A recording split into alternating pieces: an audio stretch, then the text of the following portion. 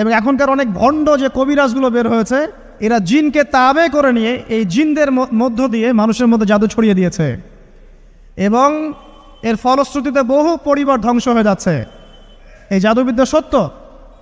আরও একটা জিনিস সত্য, নবী সাল্লাল্লাহু আলাইহি ওয়াসাল্লাম বলেছেন ইন্না আইনাল হক, চোখের নজর সত্য। নবী করিম সাল্লাল্লাহু আলাইহি ওয়াসাল্লাম বলেছেন চোখের বদনজর সত্য। এই যে আমরা বলি ফেসবুকে এত বেশি ছবি দিয়েন না ভাই, ছবি তুলেন না, ছবি তুলেন না, বারবার যে বলি নিষেধ করি, কারণ কি জানেন? একটাই কারণ, বিকজ চোখ লাগাটা সত্য।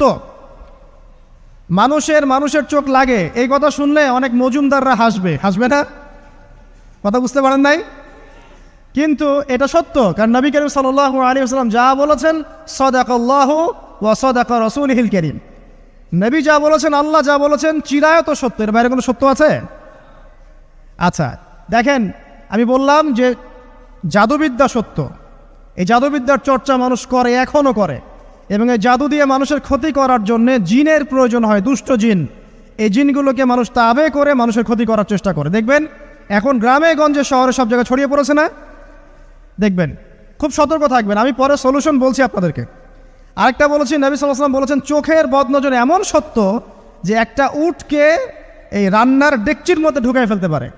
মানে একটা উট খুব সুন্দর, ভালো, আপনি দেখছেন মাশাআল্লাহ বলেন নাই, নজর লেগেছে, উটটা মারা গেছে, দেন তারপর তাকে জবাই করে খেয়ে ফেলতে হয়েছে। একজন সাহাবী গোসল করছিলেন, গোসল, এটা হাদিস সহিহ। এই যে আলেম ওলামা যারা আছেন তারা জানেন যে এই হাদিস সহিহ। একজন সাহাবী গোসল করছেন, তার গায়ের চামড়াটা খুব সুন্দর ছিল, একদম স্কিনটা অনেক সুন্দর থাকে না এমন কিছু মানুষ?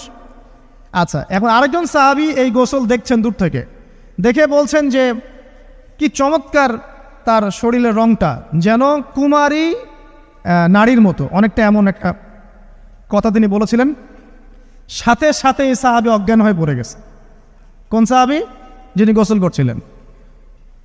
এটার আপনি কোনো ব্যাখ্যা দিতে পারবেন না তো, এখানে কোনো সায়েন্স দিয়ে বা মেডিকেল সায়েন্স দিয়ে আপনি কোনো ব্যাখ্যা করতে পারবেন না। একটা ব্যাখ্যা দিতে পারেন, কিন্তু কেন সেটা হলো সেটা আপনি অ্যান্সার খুঁজে পাবেন না। তো নবী সাল্লাল্লাহু আলাইহি ওয়াসাল্লামের কাছে নিয়ে যাওয়া হলো তাকে। তিনি বললেন যে এই ব্যক্তির ব্যাপারে কি কেউ ভালো মন্দ কিছু বলেছিল? তখন একজন সাহাবী বললেন হ্যাঁ, অমুকে বলেছে এর স্কিনটা অনেক সুন্দর, তোকে ডেকে নিয়ে আসুন। ওকে ডেকে আনা হলো। ডেকে আনার পর নবীজি তাকে অনেক শাসালেন, তোমরা তোমাদের ভাইদেরকে কি মেরে ফেলতে চাও? তখন এই সাহাবী তো অবাক, আমি আবার কখন মারতে চাইলাম ইয়া রাসূলুল্লাহ? আমি তো মারতে চাই নাই, আমি তো খালি বলেছি যে তার গায়ের রংটা অনেক সুন্দর। তখন তিনি বললেন কেন তুমি সুবহানাল্লাহ বললে না, কেন তুমি মাশাআল্লাহ বললে না? যখন মাশাআল্লাহ বলবেন, সুবহানাল্লাহ বলবেন, নজরটা লাগবে না। আর যখন আপনি মাশাআল্লাহ বলবেন না, সুবহানাল্লাহ বলবেন না, দেখবেন নজর লেগে গেছে। আপনি বিশ্বাস করেন ব্যবসা খুব ভালো চলছে, মানুষ বলল যে বাহ তোর তো ব্যবসা হেভি, লালে লাল শাহজালাল, ঠিক আছে, দেখবেন আপনার কেনা বেচা বন্ধ হয়ে গেছে। এরকম হবে, আমার কথাটা বিশ্বাস করেন। এটা কিন্তু সায়েন্স প্রমাণ করতে পারবেন না, আল্লাহ এবং তার রাসূল বলেছেন, তার উপরে কোনো সত্য নেই। আছে সূরা কাহফ 29 নম্বর আয়াত পড়ে দেখেন, আল্লাহ পাক বলছেন ওয়াকুলিল হাক্কু মির রাব্বিকুম, সত্য সেটাই যা তোমার রবের পক্ষ থেকে আসে। ফামান শাআ ফালইউমিন, যার ইচ্ছা হয় বিশ্বাস করুক, ওয়ামান শাআ ফালইয়াকফুর, যার ইচ্ছা হয় সে অস্বীকার করুক। এই কারণে আমরা বলি ফেসবুকে এত বেশি ছবি দেওয়া, এই আই ওয়াশ করা, এই যে শোডাউন করা, হ্যাঁ, ইসলামের কিছু কাজ করলেন একদম মানুষকে না দেখাইতে পারলে ঘুম হচ্ছে না, এগুলো বন্ধ করেন, এগুলো বন্ধ করে দেন আল্লাহর ওয়াস্তে। অফলাইনে কাজ করেন, নিজেকে গোপন করার চেষ্টা করেন। যত বেশি মানুষের কাছে নিজেকে এক্সপোজ করবেন, কাজের বরকত কমে যাবে, কাজের বরকত কমে যাবে, চোখ লাগবে, নজর লাগবে। এবং চোখ লাগা বদ নজরে বহু আলেম আস্তে আস্তে মাঠ থেকে মাইনাস হয়ে গেছে না? যায় নাই? এখন কি আলেমদের সংখ্যা বেশি না কম? যত দিন যাবে আলেমের সংখ্যা আরও কমে যাবে। নবীজি বলেছেন আলেমদের সংখ্যা কমতে থাকবে, মানুষ জাহেলদেরকে আলেম বানিয়ে নেবে। তো প্রিয় ভাইরা, জাদুবিদ্যা সত্য, চোখের বদনজর সত্য, রাতের এই অনিষ্টগুলো সত্য, রাতের বেলা অনেক ক্ষতি আছে। এই জন্য নবীজি বলছেন বাচ্চাদেরকে বাইরে বের করো না, এবং তোমরাও রাত যখন গভীর হবে তখন এদিক ওদিক ঘোরাফেরা করো না। দেখবেন রাত যত গভীর হয় আমাদের শহরগুলো তত জীবিত হয়, তাই না? তাই না? রাত যত গভীর হচ্ছে শহর তত জীবিত হয়। চায়ের দোকানে আড্ডা বেশি, ওই সিনেমা দেখছে, টিভি দেখছে, ক্যারাম খেলছে, লুডো খেলছে, ঘুম নাই। ঘুম কখন? ফজরের আগে আগে। ফজরের নামাজ কিন্তু নাই, ফজরের ঠিক আগে আগে, আবার ওই যে জোহরের নামাজের সঙ্গে উঠতেছে। এখন আমাকে বলেন এরকম জেনারেশনকে দিয়ে কি আসলে ইসলামের কোনো খেদমত হবে? আচ্ছা, নবীজি রাতের বেলা আর্লি ঘুমাতেন, আল্লাহ পাক আমাদের সবাইকে তাড়াতাড়ি ঘুমানোর তৌফিক দান করুন। হ্যাঁ, আপনি ইলম চর্চা করলে রাত জেগে থাকতে পারেন, আপনি যদি জ্ঞান চর্চা করেন, রাত জাগতে পারেন, আপনি কোনো গবেষণা করছেন, নামাজ পড়ছেন বা কোরআন হেফজ করছেন, আপনি রাতের আর্লি উঠবেন, এটা আলাদা বিষয়। কিন্তু কমনভাবে আমাদের এই যে ফেসবুক, ইউটিউবিং ইত্যাদিতে আমরা লিপ্ত থাকি, সারা রাতটা কাটাই আড্ডাবাজি করে, এগুলো বন্ধ করতে হবে। এগুলো বন্ধ না করলে ফিজিক্যালি আমরা সুস্বাস্থ্যের অধিকারী হতে পারবো না।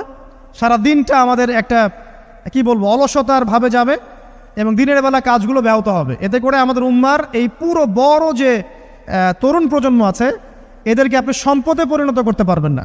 তাই এই সিস্টেমটা চেঞ্জ করা দরকার। নবীজি রাতের বেলা এই সূরা বাকারার শেষে 3টা আয়াত তেলাওয়াত করতেন। আমরা করবো ইনশাআল্লাহ। আরেকটা আমল বলে দেই, নবী করিম সাল্লাল্লাহু আলাইহি ওয়াসাল্লাম রাতের বেলা সূরা মুলক তেলাওয়াত করতেন। কোন সূরা এটা? কোন সূরা? তাবারাকাল্লাযী বিয়াদিহিল মুলক। কয়টা আয়াত আছে? 30টা আয়াত আছে। নবীজি বলেছেন সাল্লাল্লাহু আলাইহি ওয়াসাল্লাম যে এই সূরা আপনাকে কবরের আযাব থেকে বাঁচাবে ইনশাআল্লাহ। কবরের আযাব থেকে তো ভাই বাঁচা খুব সহজ নাকি? আমাদের মধ্যে এমন কেউ নাই, শোনেন, আমাদের মধ্যে এমন কেউ নাই, আলেম জালেম, মুফতি মুহাদ্দিস, রাজনৈতিক নেতা, পলিটিশিয়ান, বিরোধী দল, জাতি, তারপরে যে সরকার দল, যে আছে না কেন, কবরের শাস্তি ফেস করবেন এমন একটা মানুষ নাই, কেউ নাই পৃথিবীতে। এই যে আপনি দেখছেন ওই যে কি ইসরায়েলের প্রধানমন্ত্রী, ওই রাশিয়ার প্রধানমন্ত্রী, ওই চায়নার সভ্যতা, পশ্চিমা সভ্যতা, এমন কেউ নাই পৃথিবীতে এখন যাকে কবরের শাস্তি ভোগ করতে হবে না। আছে? সবচেয়ে লঘু শাস্তি, লঘু চাপ, এটা বলতে গেলে আসলে আমি ভাষা হারায় ফেলি। তারপরে বলছি আল্লাহ পাক আমাদের সবাইকে হেফাজত করুন, আমিন। একজন সাহাবীর নাম সাদ বিন মুয়াজ। কি নাম? নবী করিম সাল্লাল্লাহু আলাইহি ওয়াসাল্লামের সাথে একদম ডান হাত হয়ে যুদ্ধ করেছেন দীর্ঘদিন। বদর তিনি বীর সেনা, উহুদের বীর সেনা, ঠিক আছে। খন্দকের যুদ্ধেও বীর বিক্রমে যুদ্ধ করেছেন। তিনি আনসার সাহাবী, একদম মদিনার নেতা সাহাবী। সব সাহাবী কিন্তু একরকম নন। কেউ ছিলেন নেতৃস্থানীয় সাহাবী, তিনি ছিলেন একজন নেতৃস্থানীয় সাহাবী, ঠিক আছে। সাদ বিন মুয়াজ নবী করিম সাল্লাল্লাহু আলাইহি ওয়াসাল্লাম এত ভালোবাসতেন তাকে, এত ভালোবাসতেন যে তাকে নিজের মনে করতেন যে সাদ বিন মুয়াজ আনসাররা আমার নিজের। 4টাখানি কথা। এই সাহাবীর খন্দকের যুদ্ধে এই যে হাতের এই দিকে, সম্ভবত হাতের এই রগের মধ্যে একটা তীর এসে লাগে এখানে, এবং তীরটা তিনি বের করতে গিয়ে রক্তটা ছিঁড়ে যায়। এরপর ফিনকি দিয়ে রক্ত বের হওয়া শুরু হয়। চিকিৎসা করে করে রক্ত বন্ধ করা যায় নাই, এবং এই রক্তের প্রবাহিত রক্তেই আল্লাহর ইচ্ছায় তিনি শাহাদাত বরণ করেন, তিনি ইন্তেকাল করেন। নবী করিম সাল্লাল্লাহু আলাইহি ওয়াসাল্লাম প্রচণ্ড ব্যথিত হন, মনটা তার খুব নরম হয়ে যায় সাদ বিন মুয়াজ রাদিয়াল্লাহু আনহুর জন্য। তো এই সাহাবীর যখন জানাজার নামাজ পড়ানো হচ্ছে, নবীজি বলছেন 70,000 ফেরেশতা তার নামাজে অংশ নিয়েছে।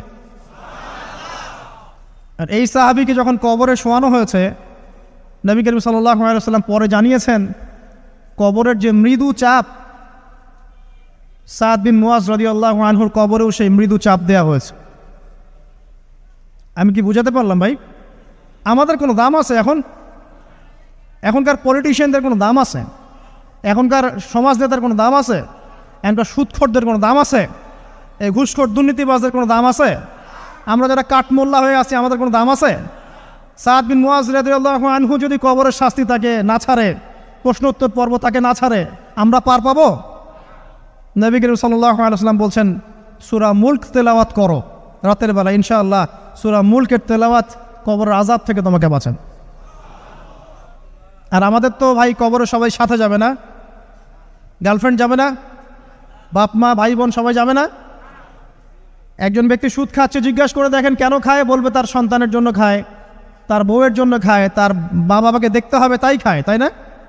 একজন ব্যক্তি ঘুষ খায়, বলবে আমার পরিবারের জন্য খাই। একজন দুর্নীতি করছে, পুকুর চুরি করছে, বলবে দুর্নীতি করছে আমার পরিবারের জন্য খাই, পরিবার ভালো থাকবে। সবার একই এক্সকিউজ যে পরিবার যেন ভালো থাকে, আমার সন্তানরা যেন ভালো থাকে, আগামী প্রজন্মের জন্য কিছু রেখে যেতে পারি, তাই না? এরকম একটা মানুষও কি আপনার সাথে কবরে যাবে? আর এই বোকা মানুষ কেন বোঝে না যে আপনার কবরে আপনাকেই যেতে হবে? তাহলে আপনি কি কারণে, অন্যের কারণে নিজের পরকাল নষ্ট করছেন? অন্যের সুখের জন্য আপনি আপনার পরকাল নষ্ট করছেন। সুদ খাচ্ছেন, দিব্যি মায়ের সাথে জেনা করছেন। আপনাদের এলাকায় নাকি সুদের সমস্যা অনেক বেশি। কয়েকটা হাদিস বলে দেই, আমি ওদেরকে আক্রমণ করতে আসি নাই, আমি শুধু তাদের তাদেরকে 3টে হাদিস শোনাতে এসেছে। 1 নম্বর হাদিস শোনেন। আল্লাহর নবী মুহাম্মদ সাল্লাল্লাহু আলাইহি ওয়াসাল্লাম বলেছেন, সুদের পাপের 73টা শাখা আছে। কয়টা? কোনো হাদিসে 70টাও আছে, কোনো হাদিসে 73টা আছে। বলছেন যে সবচেয়ে নিচের শাখাটা হচ্ছে, সুদের পাপের সবচেয়ে নিচের শাখা হচ্ছে যে যেন কোনো ব্যক্তি তার মাকে রেপ করলো, তার মাকে ধর্ষণ করলো। 1 দিরহাম যে ব্যক্তি সুদ খায়, সহিহ বুখারীতে আরেকটা হাদিস এসেছে, সে যেন 36টা মেয়েকে ধর্ষণ করলো। আর আমি একটা কথা বানায় বলছি না, যদি বিশ্বাস না হয় কওমি মাদ্রাসা আছে, আলেম ওলামা আছে, গিয়ে বুখারী খুলতে বলেন, পড়তে বলেন, খালি একবার পড়তে বলেন, দেখেন যদি না থাকে তাহলে আমাকে এর সাথে থাপ্পড় দিয়ে দেয়। যদি না থাকে হাদিস এটা, তাহলে আমার গালে একটা থাপ্পড় দিয়ে যায়। আর যদি থাকে তাহলে আল্লাহর রাস্তায় সুদ খাওয়া ছেড়ে দেন। কোনটা করবেন? চ্যালেঞ্জ করবেন? নবীজি বলেছেন, 1টা দিরহাম যে ব্যক্তি সুদ খায়, দিরহাম মানে কি? রৌপ্য মুদ্রা। এটা এখন দেখতে পারবেন না, জাদুঘরে আছে।